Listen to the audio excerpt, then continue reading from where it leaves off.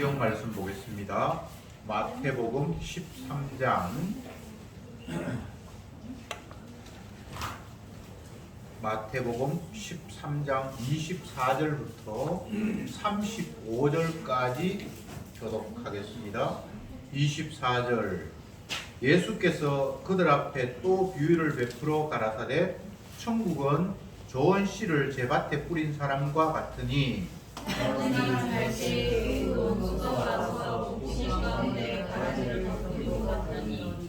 싹이 나고 결실할 때에 가라지도 보이거늘 집 주인의 종들이 와서 말하되 주여 밭에 좋은 씨를 심지 아니하였나이까 그러면 가라지가 어디서 생기나이까 주인이 가로되 원수가 이렇게 하였구나. 종들이 말하되 그러면 우리가 가서 이것을 뽑기를 원하시나이까. 주인이 가로되 가는 거라 가라지를 뽑아 가지 물과 염려하노라 둘 다 추수 때까지 함께 자라게 두어라.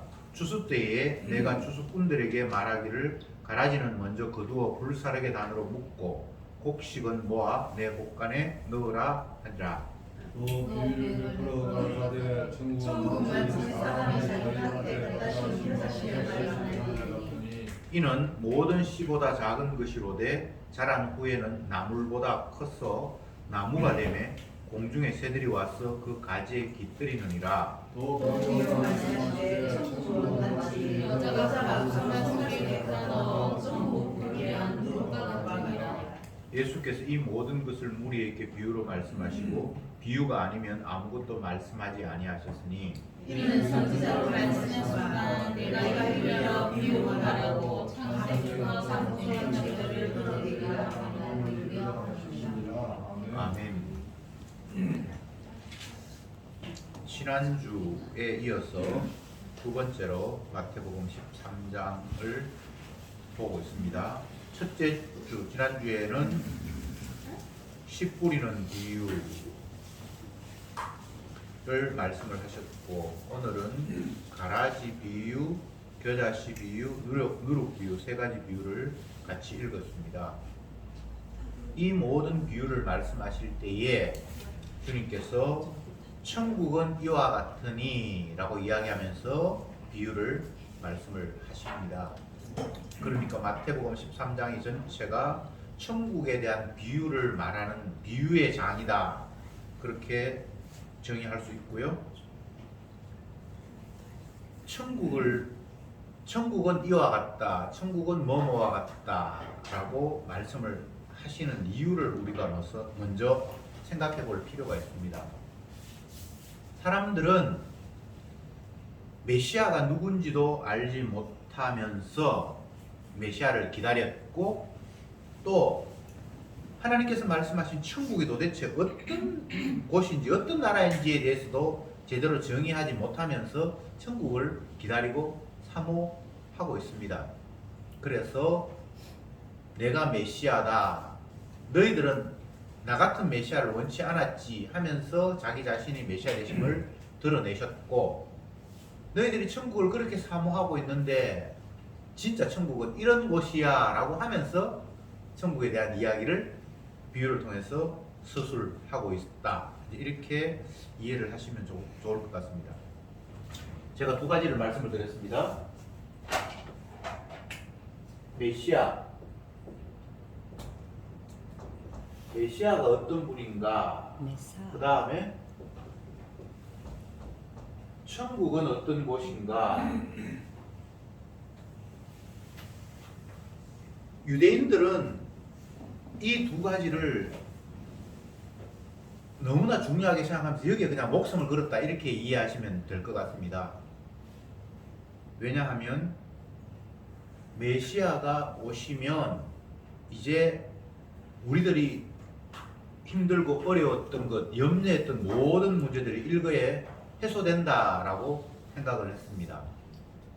구약에 의하면 메시아는 다윗의 자손으로 오시는 것이고 다윗은 자기들이 살았던 조상들이 살았던 나라의 왕이었고 그 왕은 능력이 많아서 온 백성들을 행복하게 만들었고 주위의 어떤 나라도 자기 나라를 침범하지 못하고 오히려 그들에게 머리를 숙이며 조공을 드렸던 가장 이 땅에 살면서 행복했고 넉넉했고 수많은 민족들 가운데 우뚝 섰던 그런 시대가 다윗 왕 시대였습니다. 그래서 메시아 하나님의 아들이 다윗의 후손으로 오신다고 하고 그 나라가 이루어질 것이라고 하니까 사람들의 기대 속에서는 더 이상 이제 이 세상에서 나약한 나라가 되어서 남에게 침략을 받고 그들의 지시에 따라야 하는, 예수님 당시에는 로마의 식민지였으니까 자주권도 없고, 그리고 그 정도뿐만 아니라 그들이 사는 그 자연 환경이 열악해서 뭐 홍수가 난다든지 아니면 가뭄이 생긴다든지 풍토병, 전염병이 있어서 많은 사람들이 죽어간다든지 여러 가지 유기 안전하게 생활할 수 있는 그런 여건이 땅 자체에도 안 됐고 주권도 없어서 남의 나라에게 침략을 받았고 너무 열악한 환경이었습니다. 그런 그들일수록 더욱더 마음속으로 갈망하고 기다렸던 것이 메시아가 오실 것, 다윗의 후손이 오셔서 왕으로 다스려서 행복한 나라가 될 것을 갈망했던 거예요. 이것은 메시아를 높이거나 메시아를 사랑해서가 아니라 나를 사랑해서 멋진 통치자가 오면 내 행복 이제 시작이 되고 고생은 끝날 것이다 라는 그런 마음 때문에 메시아를 간절히 기다렸습니다. 그것과 연결되어서 메시아가 다스리는 나라가 천국, 하나님의 나라거든요. 그러니까 메시아를 기다리는 것과 천국에 대한 기대는 맞물려 있는 거예요. 이건 별개의 문제가 전혀 아니에요. 그런데 정작 예수님이 하나님의 아들로 메시아로 이 땅에 오셨어요. 그런데 예수님이 하시는 말씀이나 행동들이 그들이 기다렸던 다윗의 후손이 아닌 거예요. 메시아가 오면, 다윗의 후손이 오면 옛날 다윗과 같은 그 나라보다 더 완벽한 나라가 만들어지고 행복한 백성이 되고 그래서 고생이 이제는 끝날 것이다 라고 기대를 했는데 예수님이 오셔서 활동을 해도 여전히 세상은 하나도 바뀌지 않았습니다. 마치 세례 요한이 메시아가 왔다, 하나님의 어린 양이 왔다라고 소개해놓고는 본인이 감옥에 갇혀있고, 그래서 이제는 진짜 악한 헤로드 왕이 축출되고 더 이상 이 세상에서 악과 불의가 다 일거에 없어져 버리고 제대로 된 행복한 나라, 하나님의 율법이 시행되어서 적과 꿀이 흐르는 그런 복지의 나라가 될 거다라고 생각을 했는데 감옥에 갇혀서 하루가 지나고 이틀이 지나고 한 달이 지나도 면회 오는 제 아들의 이야기에 의하면 하나도 세상이 바뀌지 않았던 거예요. 그러니까 예수님을 메시아가 아닐 수 있겠다라는 의심을 하면서 진짜 오실 메시아가 당신 맞습니까? 라고 그렇게 질문을 했던 것처럼, 그러니까 성령을 받아서 예수님이 메시아인 줄 알았고 그분이 메시아라고 소개했던 세례 요한마저도 자기의 메시아관과 실제 메시아가 활동하는 모습이 이질감이 생기고 전혀 다르니까 진짜 이 사람이 메시아가 아닐 수도 있다라는 이런 생각을 했다라는 이유는 모든 인간들은 그 범죄에서 벗어날 수 없다는 전제가 되어 있습니다. 예수님이 이 땅에 오심으로 첫 번째 드러나는 현상은 이 땅에 있는 모든 인간들이 죄인이구나. 자기를 만드신 창조주 하나님마저도 알아보지 못하고 그 하나님마저도 내 육신의 행복과 평안을 위해서 이용하려고 했던 그런 마음들이 그냥 다 폭로되어 버리는 거죠. 그런 연장선상에서 예수님께서 너희들이 아는 천국도 엉터리 천국이야, 천국은 이런 것이야 라고 이야기한 것이 이 마태복음 13장이 이야기란 말입니다. 비유를 하나하나 이야기하면서 천국을 설명을 하시는데, 비유를 말씀하시는 이유도 들을 사람만 알아듣고 못 들을 사람은 영원히 못 알아듣게 하기 위해서 내가 이런 식으로 비유를 말한다. 이것도 우리의 상식으로 정반대잖아요. 사람들은 비유를 이야기할 때 뭔가 예를 가지고 와서 설명을 할 때 알아듣게끔 더 이해하기 좋게끔 끄집어 와서 뭔가 이야기를 하는데 예수님은 반대로 이야기를 했죠. 천국이라는 것은 세상에 있는 나라가 아니잖아요. 그러니까 그걸 아무리 설명을 해봐도 체화 뭐 경험했거나 봤거나 하는 그런 것과 연관을 지어서 이해를 해야 되는데 하늘나라는 이 땅의 나라하고 전혀 다르니까 땅의 뜻을 가지고 설명을 해봐야 추상적인 설명밖에 안 되겠죠, 그죠?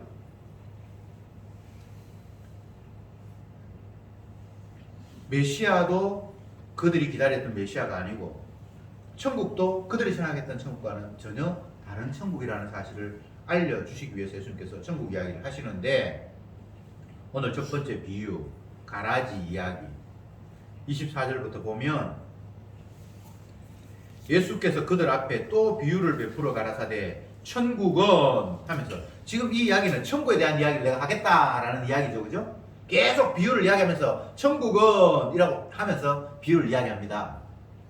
뭐라고 이야기하는 거면 좋은 씨를 제 밭에 뿌린 사람과 같으니 사람들이 잘 때에 그 원수가 와서 곡식 가운데 가라지를 뿌리고 갔더니 자 예수님이 지금 천국 이야기를 합니다. 하시면서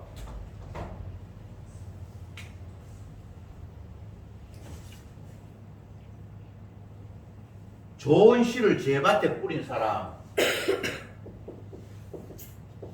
좋은 씨를 밭에 뿌렸다. 그런데 가라지도 같이 뿌려졌다.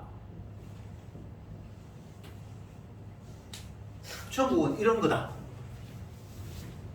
유대인들이 천국을 이런 식으로 생각을 했나요? 안 했나요? 천국은 행복한 나라예요. 그렇죠, 그죠? 근데 뭐 그게 가라지가 부러지고 이런 것들은 상상해 본 적도 없어요. 그러니까 완전히 인간이 기대하는 천국과 하나님께서 제시하는 천국이 달라도 너무 다른 거예요. 우리는 교회를 다니든 안 다니든 모든 사람들의 천국, 하나님의 나라 그러면 행복한 나라잖아요. 지옥과는 정반대. 안락한 환경, 더 이상 내가 수고와 땀을 흘리지 않아도 완벽하게 모든 것들이 시스템이 갖추어져 있는 그런 그 가장 극에 달하는 그런 최고의 환경, 지상 낙원. 근데 어떤 사람이 밭에 좋은 씨를 뿌렸고 그런데 그 뿌린 사람 말고 또 다른 어떤 제3의 누군가가 나타나서 좋은 씨 말고 나쁜 것도 뭔가 뿌렸다. 천국은 이런 거다. 이렇게 예수님이 이야기를 하신단 말이죠. 그러면 고생하고 힘들어하면서 남의 나라의 통치를 받고 있고 먹을 것도 모자라고 풍토병이 있어서 전염병이 퍼지고 여러 가지 열악한 환경 속에서 다시 다윗의 왕국, 다윗 같은 그런 하나님의 아들이 다스리면 이제 행복할 것이다라고 기대하면서 주님 언제 메시아가 오십니까? 라고 기다리면서 간절히 사모했고 뭐 메시아가 왔다고 하는데 보니까 자기가 기대했던 그런 환경으로 바뀌는 것도 아니고 그분의 입에서 천국을 이야기하는데 이것도 내가 기대하는 천국과 전혀 다르고 여기서 우리가 하나 깊이 생각하고 넘어가야 할 것이 있습니다. 주님이 이 땅에 오심으로 말미암아 첫 번째 드러난 객관적인 사실은 인간이 이만큼 악하구나라는 것이 폭로되는 거예요. 자기를 지으신 분도 알아보지 못하니까. 그런데 예수님의 말씀 가운데 너희가 성경을 가지고 영생을 얻으려고 날마다 성경을 깊이 연구하고 묵상을 하는데 이 성경은 너희들 영생 얻으려고 준 게 아니고 나에 대해서 이야기한 것이다. 예수님께서 이렇게 말씀하셨잖아요. 여기에 인간의 죄악이 다 드러나는 거예요. 인간은 하나님에 대해서 관심이 없습니다. 내 행복에만 관심이 있어요. 하나님이 계셔서 이게 내 뜻이다라고 기록을 해서 성경을 모세 율법을 주셨고 하나님 뜻을 이렇게 선자를 통해서 받아서 그걸 기록하고 이게 성경이잖아요. 그러니까 하나님이 계시고 하나님은 이런 것을 기뻐하시네 라고 관심을 가지면서 성경을 보면 좋을 것 같은데 내 행복을 목적으로 이걸 그냥 들여다본단 말이죠. 그러니까 보니까 하나님의 말씀 가운데 지옥도 있고 천국도 있어. 근데 천국은 하나님 말씀에 순종하면 간다 그러고 하나님 말씀에 불순종하면 지옥 간다 그래. 그러니까 나는 지옥은 죽어도 가기 싫어. 천국 가고 싶어. 그러니까 하나님 말씀 지켜야지. 이거는 하나님을 사랑하는 태도나 그런 거 아니잖아요. 그냥 내가 행복하기 위해서, 천국 가기 위해서 그냥 하나님 말씀을 활용하는 거잖아요. 근데 예수님 뭐라고 이야기합니까? 너희들이 영생을 얻으려고, 네 행복하려고, 천국 가려고 네가 열심히 들여다보는데 이거 읽어서 천국 가는 게 아니라 여기에는 내 이야기 해놨어. 예수님께 이렇게 말씀하셨단 말이죠. 여러분, 우리는 이런 존재입니다. 하나님께서 무엇을 말씀하셔도 우리는 하나님이 말씀하시는 의도에 관심이 없고 내 유익을 챙기면 끝나는 거예요. 이게 선악과 탐은 인간이 자기 중심으로 살아가는 죄악된 모습이에요. 영생만 그렇습니까? 하나님의 말씀에 대한 해석만 그렇습니까? 요 한 구절은 너희들이 성경을 통해서 영생을 얻으려고 상고하는데 이 성경은 너희들 영생을 얻으려고 준 것이 아니라 내가 누군가를 보여주기 위해서 준 거다라고 이렇게 이야기했을 때 이 한 구절을 확대하면 인간의 죄악들이 다 그냥 드러나는 거예요. 하나님의 의도와 우리의 의도가 전혀 동상이몽이에요. 오늘날 신앙인들이 신앙생활 한다, 뭐 교회에 모인다, 헌금을 한다, 기도한다, 뭐 전도한다, 어떤 인간의 액션, 모든 행동들이 다 이 성경을 가지고 지 영생 얻으려고 하는 것처럼 자기 목적이 있어요. 주님의 의도하고 상관이 없는 거예요. 그게 요한복음 5장 39절, 내가 성경을 줬는데 너희들은 그걸 영생 얻으려고 이용을 하고 있고 원래 그런 목적은 아니다. 그거는 내가 어떤 존재인지를 나를 찬양하기 위해서, 하나님을 알아야지 주님을 높이고 경배하고 찬양할 텐데 나는 이런 존재야 라고 했는데 찬양하거나 경배하거나 하나님이 어떤 존재인지 알 필요 없고 내 천국 가고 싶다라는 이런 말 생각으로 성경을 대했으니까 결과적으로 엉터리 없는 엉뚱한 천국이 나올 수밖에 없고 엉뚱한 메시아관이 나올 수밖에 없는 거예요. 아무리 성경을 열심히 연구해도 이미 목적 자체가 잘못되어 있기 때문에 거기는 제대로 된 원래의 목적으로 도달할 수가 없도록 되어 있는 거예요. 이걸 주님께서 지금 하나하나 말씀을 통해서 까발리고 있는 겁니다. 영생 웃기고 있네. 천국, 너희들이 생각하는 거 천국이 아니야. 천국은 이런 거야.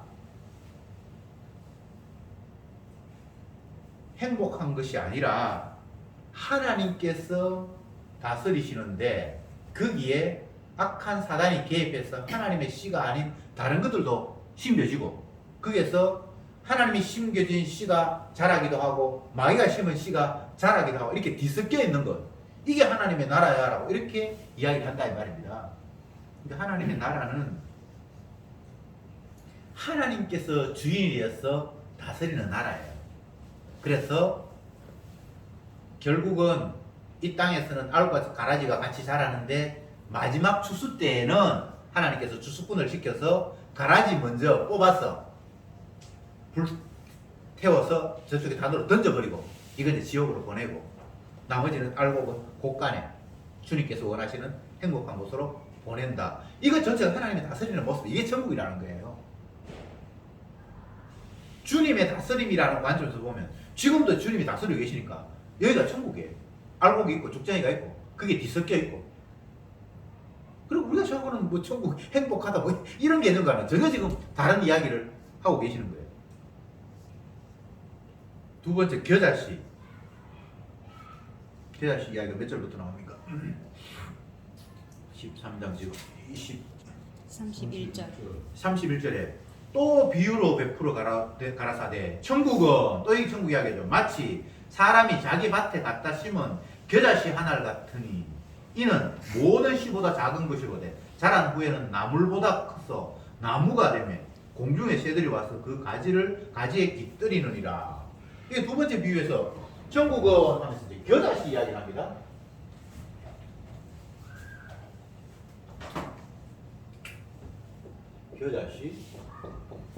겨자씨의 오늘 본문의 특징은 나무 씨 중에 제일 작은 거라는 거예요. 아주 만에 눈에 보일랑말랑 하는 그런 작은 씨가 뿌려졌는데, 씨가 이렇게 땅에 떨어졌는데 이거는 정말 보이도 안 할 만큼 너무나도 작은 거였는데 나중에 보니까 이게 너무 커서 나물 정도, 풀 정도가 아니라 큰 나무가 되어서 새들이 와서 깃들일 정도가 되었다라고 이야기를 합니다. 뭐 천국이 뭐 뻥튀기도 아니고 인간들이 생각하는 천국 개념과는 지금 달라도 너무 다르죠, 그죠?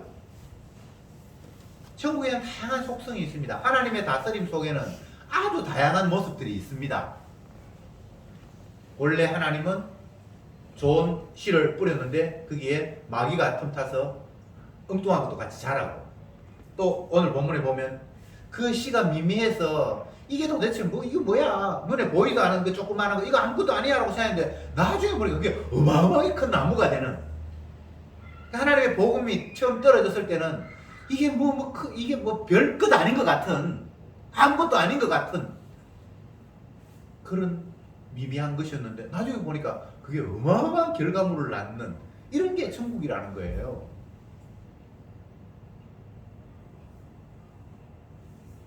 예수님이 십자가 지시고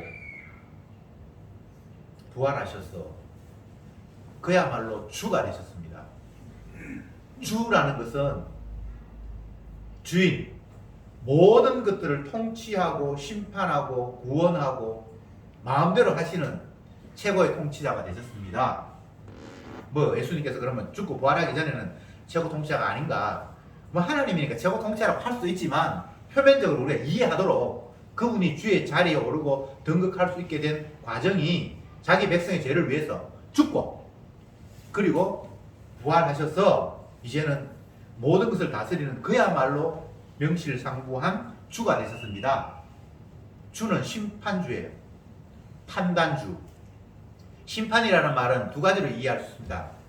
하나는 판단할 수 있는 자격이 있다는 차원에서 심판이라는 개념이 있고, 또 한 것은 잘못된 것에 대해서 벌한다라는 차원에서 심판이라는 개념이 있어요. 운동 경기에서 심판을 생각하면 됩니다. 심판자가 이유도 없이 누구를 아웃시키거나 그렇게는 못하잖아요. 규칙을 어겼을 때에 이거 잘못됐어, 너는 뭐 아웃, 아니면 또 뭐 어떤 페널티 킥을 차라든지 이런 걸 하듯이, 심판이라는 것은 평가한다라는 의미가 1차적으로 있습니다.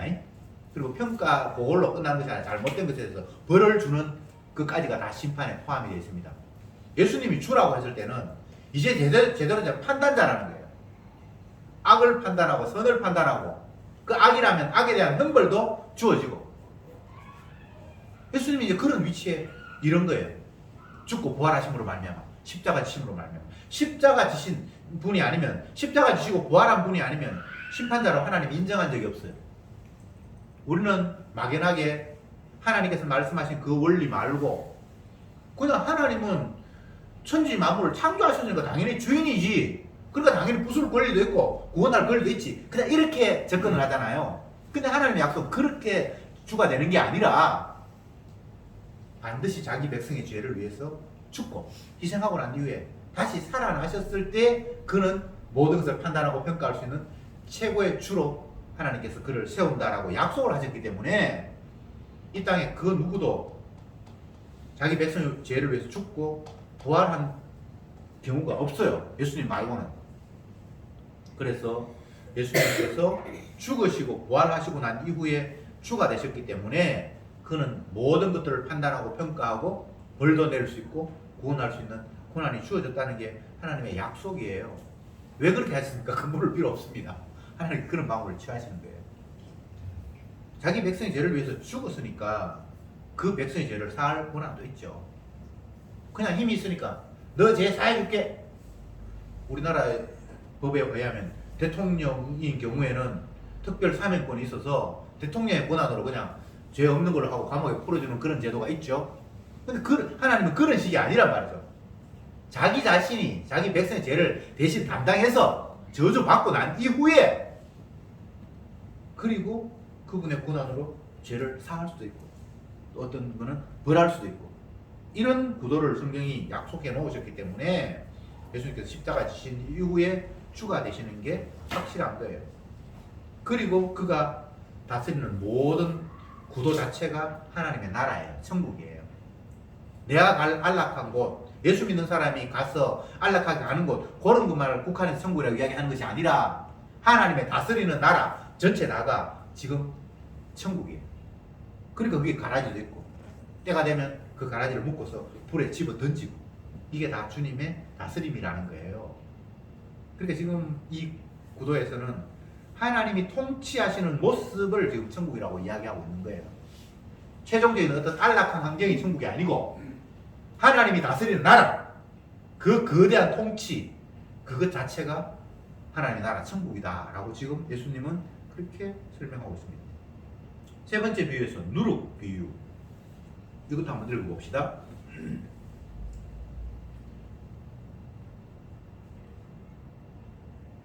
33절에 또 비유로 말씀하시되 천국은 마치 여자가 가루 서말 속에 갖다 넣어 전부 부풀게 한 누룩과 같으니라. 이 세 번째 누룩 이야기가 나오는데,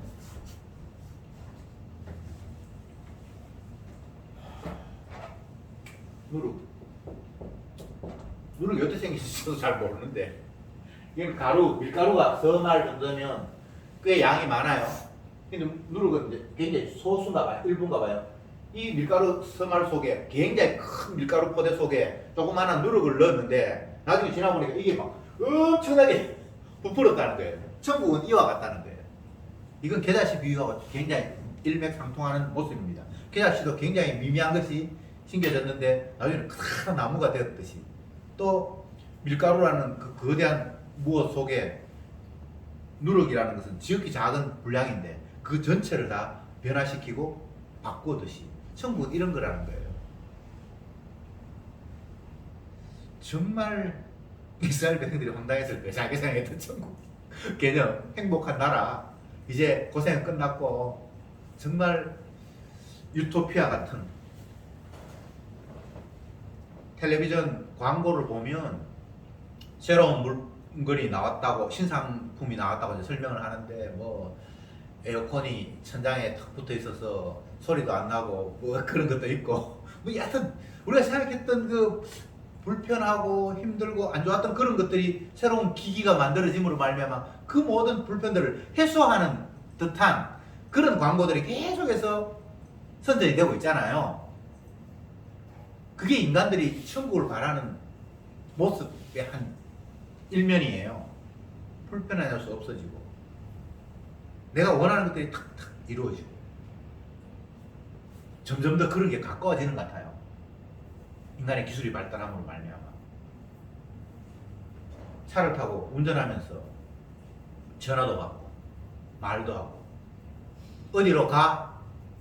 어디로 데려다 줘? 하면 거기에서 가고. 예전 같으면 상상도 못한 일이잖아요.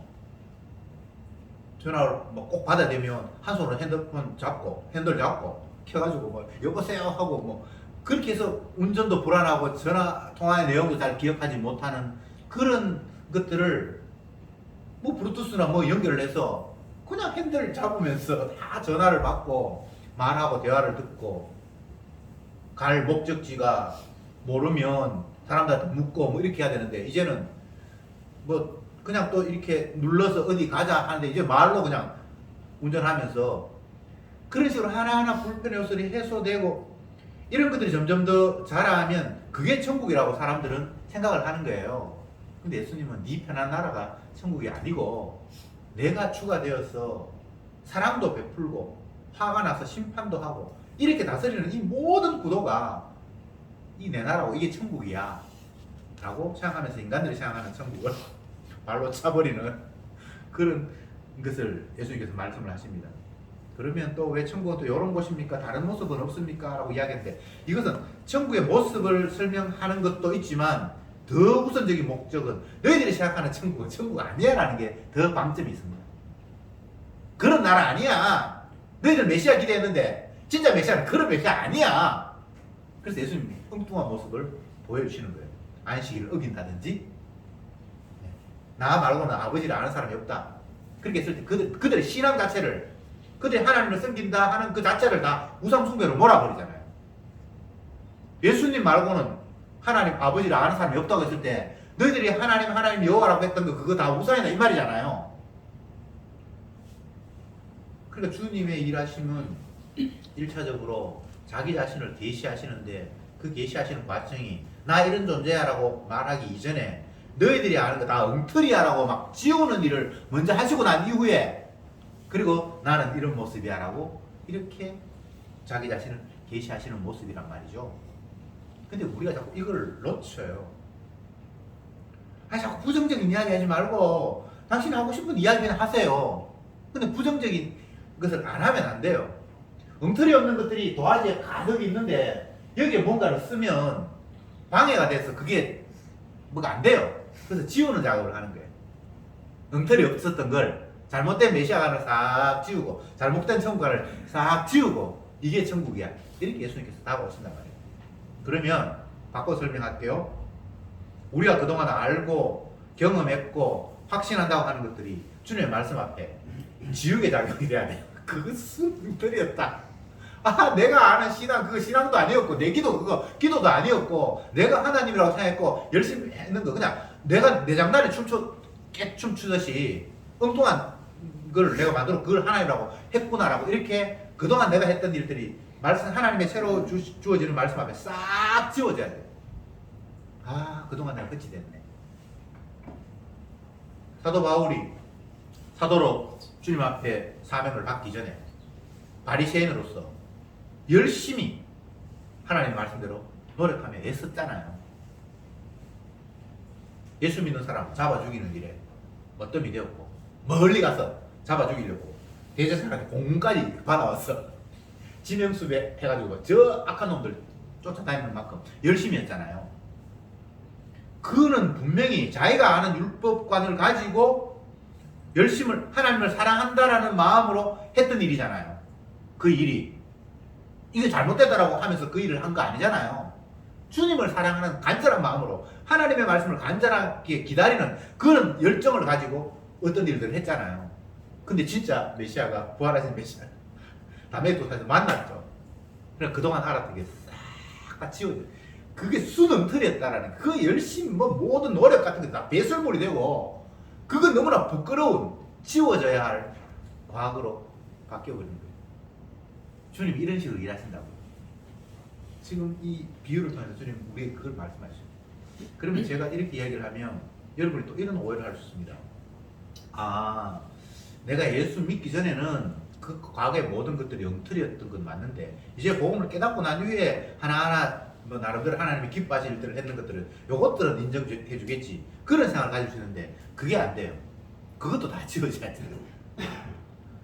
계속 우리는 피조물로서 주님을 거스리는 그런 일들을 하게 돼요. 과거에 주님을 몰랐을 때 그는 지워지는데 아니 주님을 알고 난 이후에 주님 뜻대로 한 거 그것마저도 지워져야 되냐라고 우리가 반박을 하고 싶은 거죠. 십자가 마을을 떠났던 많은 사람들이 그 두 번째 이야기 때문에 다 떠나는 거예요. 첫 번째 거 예수 모를 때 엉터리 생활했고 예수 알고 난 후에 이제 달라졌다. 그거는 모든 기독교가 다 그냥 동의하는 바예요. 근데 진짜 복음에 나눠지면 내가 예수 알고 난 이후에 했던 것들마저도 배설물이 돼야 그게 복음이에요. 그걸 지키려고 하면 그때부터는 또 엉터리 없는 하나님을 내가 섬기고 있고 또 내가 바라는 신을 기대하는 그런 꼴이 될 수밖에 없어요. 아니 내가 깨달았잖아요. 주님께서 깨닫게 했잖아요. 주님께서 깨닫게 해주셨죠. 근데 그때뿐이에요. 그럼 또 다시 나의 유익을 위해서 그 경험들을 또 활용하려고 달려드는 게 죄인된 인간의 모습이에요. 그 선악과 다 먹은 인간의 죽을 때까지 변하지 않는 죄악되는 본질이에요. 끝까지 내가 신이 되려고 하는 거예요. 하나님마저 밟고 내가 우뚝 서려고 하는 거예요. 그 마음 없는 사람이 없습니다. 그러면 그건 인간이 아니에요. 선악과 다 먹은 인간이 아니에요. 우리는 태생 자체가 선악과를 까먹고 이 땅에 태어났기 때문에 내가 하나님이 돼야만 만족스러워요. 그래서 주님의 은혜가 와서 내가 지워지고 주님의 흔적으로 내가 뭔가가 만들어졌는데도 불구하고 시간이 지나면 딱 그것도 다시 내 것으로 챙기려고 하는 거예요. 그 내 거 아니잖아요. 그게 주님의 것이잖아요. 그죠? 네. 이게 참 이론으로는 설명도 되고 하지만 이게 받아들여지는 것은 은혜가 아니면 도저히 받아들일 수 없는 거예요. 그래서 계속 우리는 죄인이에요. 은혜를 받았기 때문에 그 사실을 알아요. 바울이 또 아니면 다른 수많은 선자들이 사도들이 자기 자신의 죄악된 모습을 날마다 고백할 때 그것은 옛날 죄 지었을 때 과거형을 뉘우치는 식으로 이야기하는 게 아닙니다. 현재의 모습이 날마다 죄인이에요. 내 마음속에 날마다 갈등이 있고 하나님 말씀대로 살아야 된다는 마음과 하나님 내 욕심대로 하고 싶은 마음이 날마다 생기는 그런 죄인이라고. 현재형입니다. 현재형.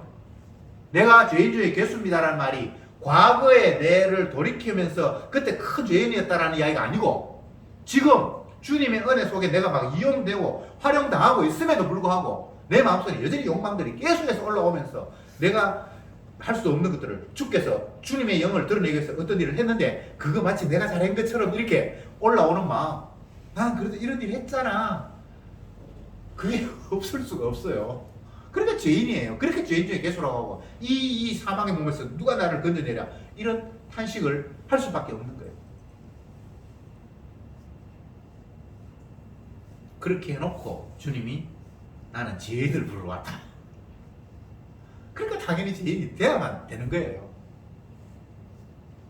아이고 그 죄타령 제발 좀 그만했으면 좋겠다. 그러니까 용서하시는 주님을 거부하겠다라는 마귀의 전략이에요. 죄인을 부르러 오셨다는 주님 앞에 아이고 이제 죄타령 그만하자 뭐 바르게 살아야지. 그러면 주님이 나는 죄인을 부르러 왔다고 팔을 벌리고 있는데 주님을 썩 피해서 가버리는 거잖아요. 맞죠? 내가 죄가 없으면 내가 이제 잘했다. 옛날 내가 어리석을 때는 엉뚱하게 죄를 지었고 몰랐을 때는 죄를 지었지만 이제 알고는 그제 다시 안 지어. 나 오늘 하루는 좀 온전했어. 근데 주님이 나는 죄를 부르러 왔다고 팔을 벌리고 있는데 그럼 주님하고 자기하고 아무 상관이 없는 그게 마귀의 전략이에요. 그보다 더 무서운 게 없어요. 복음의 강체를 가리는 마귀의 전략. 지가 의인되는 거예요. 지가 스스로 자기 의를 쌓는 거예요. 하나님의 의를 생각하지 않고 자기 의를 생각하는 거예요. 인간에게 의의가 없습니다. 안 되는데 하나님이 자기 일을 보여주기 위해서 주님께서 주관하고 계신다는 걸 보여주기 위해서 어떤 결과를 만들어요. 그건 인간의 일이 아닙니다. 아니, 모세가 무슨 재주로 홍해를 가릅니까? 요단강을 자기가 어떻게 갈라요? 안 되는 거예요.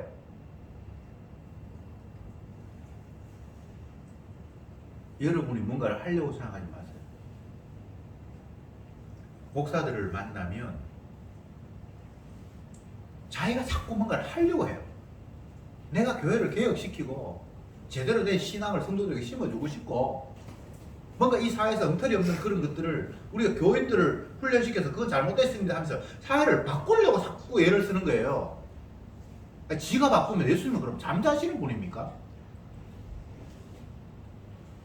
주님이 뭐 다윗을 세우든 모세를 세우든 12제자를 세우든 그래서 보내는 이유는 너희들은 죽었다 깨나도 죄인이어서 무능력하다라는 사실을 보여주고 안 되는구나.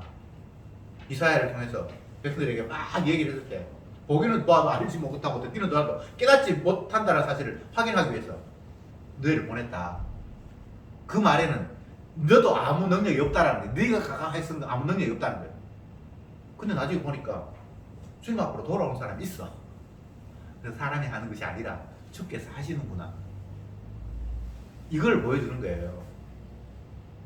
그런데 목사들은 자꾸 자기는 성경을 알고 다른 사람들은 뭐 바쁘리 하기 바빠서 성경도 연구하지 못하지만 하나님께서 나에게 성경 연구할 기회를 주셨고 깨닫게 하셨으니까 내가 깨달은 걸 사람들에게 가르쳐서 바꾸려고 자꾸 애를 쓰는 거예요. 목사라는 사람이.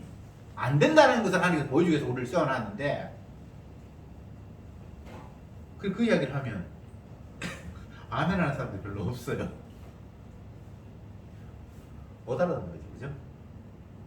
분명히 제자들은, 사도들은 하나님이 나를 세웠는데 이건 나를 통해서 일함이 아니라 무능한 나를 통해서 주님께서 일하심을 보여주는구나. 내 몸에 가시가 있어서 이거 나는 굉장히 불편한 요소, 보험자는 하는데 장애 요소라고 생각해. 하나님 그게 유익하다라고 말씀하시는 이유를 깨달아야 되는 거예요.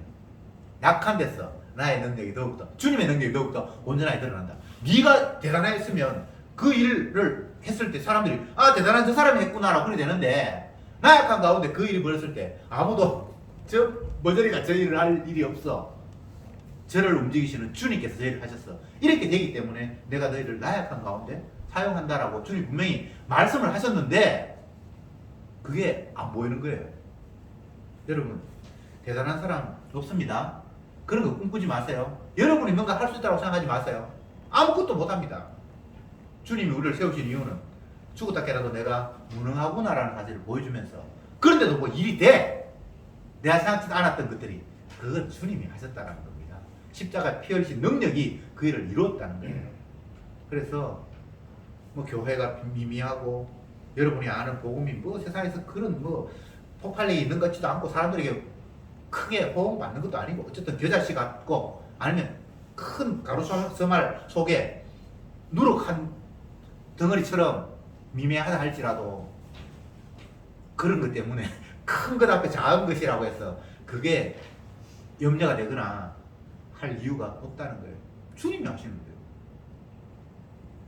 그래서 우리는 주님의 밀어 세우심, 주님이 이끌어 가심 속에서 날마다 나는 죄인이 되고 나의 무능함이 들키우고 그런 가운데 주가 일하심을 보게 되는, 그래서 주님만 찬양이 되는, 주님만 높이게 되는 그런 구도가 주님이 다스리시는 나라입니다. 그게 천국의 모습입니다. 기도합시다. 주님, 오늘도 본문을 통해서 저들에게 주님의 다스리심, 천국의 모습을 확인했습니다. 우리는 나도 모른 채 스스로 신이 되어 내가 원하는 일들을 이루려 하고 내가 힘을 써서 뭔가를 하면 될 것 같은 그런 유혹 속에 날마다 놓여 있습니다. 그래서 내가 원하는 일들을 이루기 위해서 안간힘을 쓰고 내가 원하는 일들을 얼추 이루었다고 생각하면 그것 때문에 자부심을 가지며 스스로 만족해하는 이런 죄인입니다. 주여, 이 세상은 주가 계시고 그 주님이 원하시는 대로만 다스리신다는 사실을 깨닫게 하시고 또 그 일을 이루심에 있어서 저들을 무능한 자로 죄인으로 활용하신다는 사실을 잊지 말게 하옵소서. 인간의 눈으로 볼 때는 이 거대한 세상 속에 복음이라는 것이 겨자씨만큼 아니면 가루스말 속에 미미한 누룩 한 덩이처럼 보잘것없는 것이지만 주께서 일하시기에 그 모두를 다 바꾸어 버리는 엄청난 폭발력이 있다는 사실을 오늘도 말씀을 통해서 확인했사오니 겉으로 드러나는 미미함, 연약함, 보잘것없음, 그것 때문에 큰 것 앞에 기죽는 그런 어리석은 자가 아니라 주님의 일하심에 관심을 기울이며 온전히 주님의 능력만 확인하며 감사하는 저들이 되게 하옵소서. 예수님의 이름으로 기도드리옵나이다. 아멘.